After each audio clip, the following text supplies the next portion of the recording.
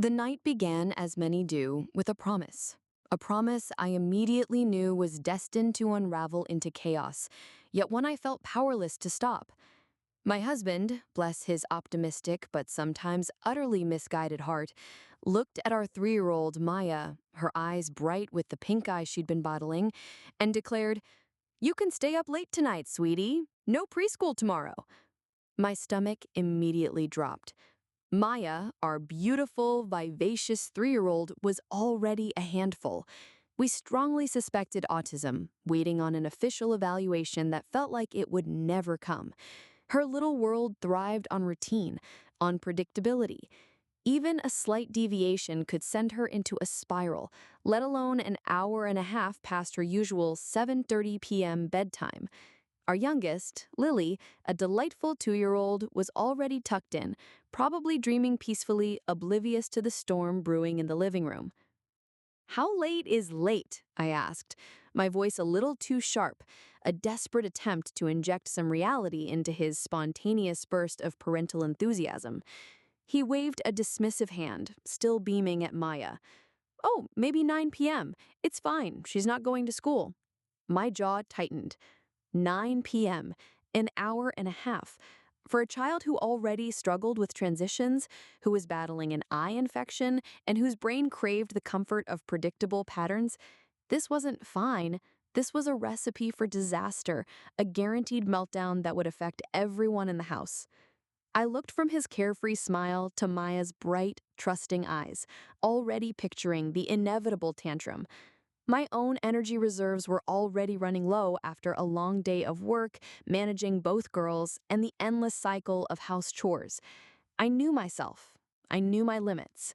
And dealing with a hyper, overtired, possibly overstimulated 3-year-old for hours past her usual 7:30 p.m. bedtime was definitely beyond them. A firm boundary needed to be set, not with Maya, but with him. "All right," I said, my voice deliberately calm, even though my insides were churning. "If you want to let her stay up that late, you can be the one to get her to sleep. I'm not dealing with that mess."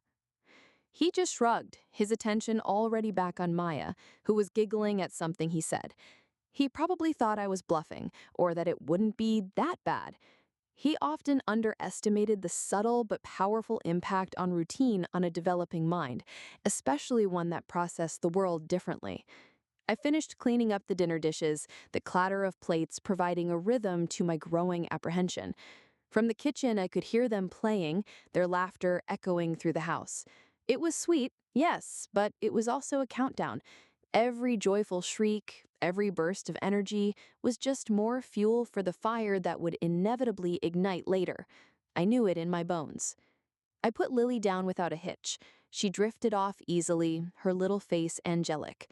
As I walked past the living room, I saw him trying to teach Maya some new game, her eyes still sparkling, full of an energy that was supposed to be winding down. The clock on the wall crept towards 8, just 30 minutes past her usual 7:30 p.m. bedtime, and the first cracks were already showing. A whine, a frustrated cry when a block tower toppled. He laughed it off, but I felt a familiar dread. The happy energy was rapidly curdling into something else, something volatile. I retreated to our bedroom, the sanctuary I knew I would need later, and tried to distract myself with a book, but my ears were acutely tuned to the sounds from the living room. The gentle hum of playtime was giving way to sharper, more demanding tones. My book lay unread, a prop for a normalcy I couldn't achieve. Every frustrated cry from the living room pierced through the thin barrier of my feigned indifference.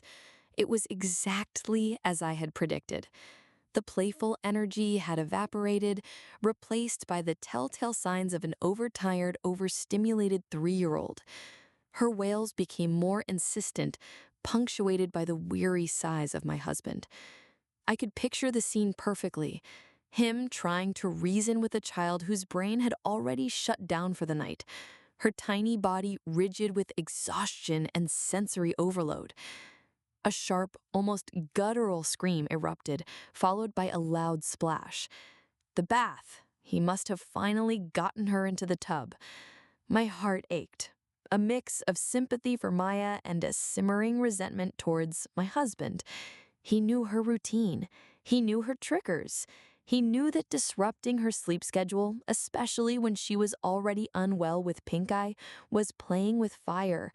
Yet he made that promise, fueled by what seemed like a fleeting desire to be the fun parent without considering the long-term consequences for everyone involved. The screams escalated, morphing into a full-blown meltdown. I could hear the desperate pleas from my husband, his voice strained. "Maya, sweetie, please, just let Daddy wash your hair. We're almost done." But reasoning was futile. Her little nervous system was overwhelmed. She needed the comfort of predictability, the quiet ritual of bedtime, not a chaotic splash an hour and a half past her usual wind down.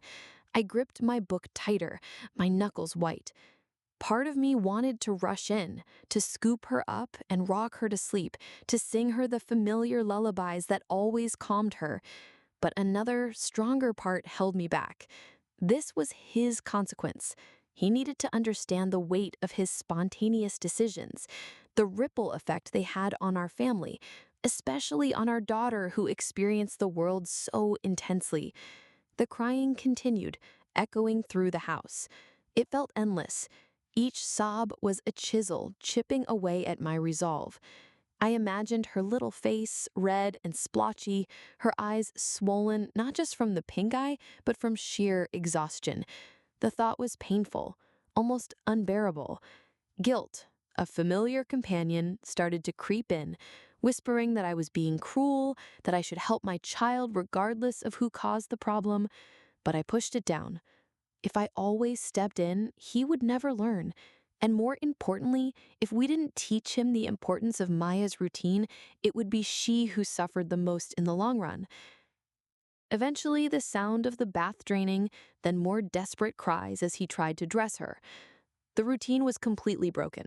There was no gentle transition, no quiet story time. It was pure survival mode for them both. The house fell silent for a few minutes, a deceptive lull before the storm. Then I heard footsteps, heavy and slow, approaching our bedroom. My heart pounded. This was it, the reckoning. He opened the door, and the sight of him confirmed my worst fears. His hair was disheveled, his eyes tired and bloodshot. In his arms, Maya was a limp, sobbing bundle, her thumb already halfway to her mouth, a sign of extreme distress.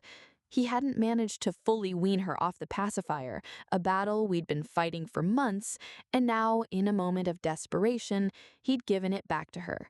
A small, defeated whimper escaped her lips as he carefully laid her on our bed, a place she usually only came to for morning cuddles. Maintaining a calm but resolute tone, emphasizing conviction despite inner conflict and guilt. The moment he laid Maya on our bed, a wave of exhaustion, tinged with a deep, unsettling disappointment, washed over me. Her little chest heaved with residual sobs, her small body curled into a fetal position, pacifier firmly in place. My husband slumped onto the edge of the bed, his head in his hands. The silence, after hours of escalating noise, felt heavy, suffocating. I waited, knowing the confrontation was inevitable. Finally, he spoke, his voice muffled by his hands. "I can't believe you left me to deal with all that by myself. You knew she was having a hard time."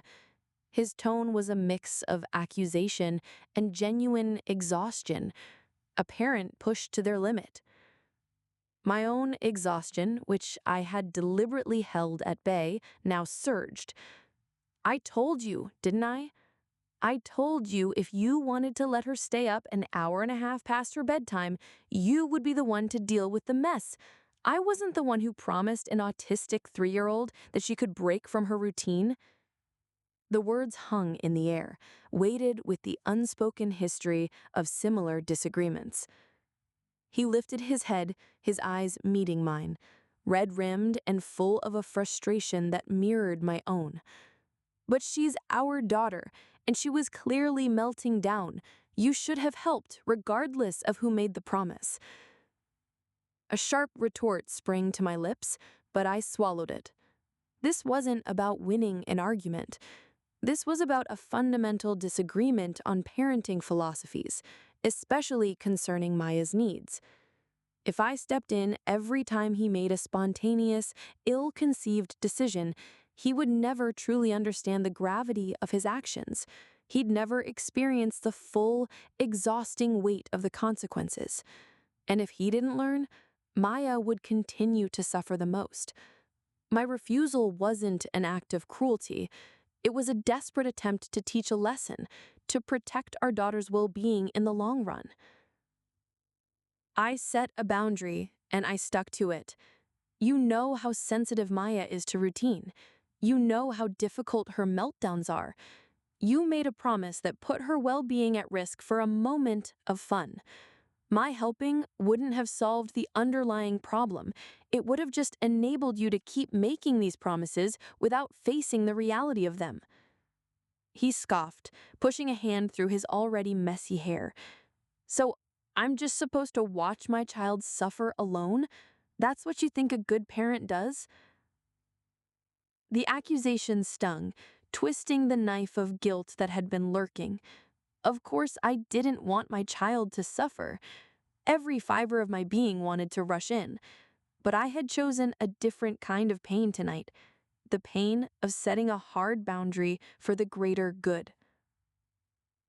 No, I countered, shaking my head. A good parent considers the child's needs before making impulsive promises. A good parent understands the long-term impact of disrupting a routine for a child like Maya. And yes, sometimes a good parent has to let the consequences play out for another parent to learn a vital lesson, especially when that lesson directly impacts our child's stability.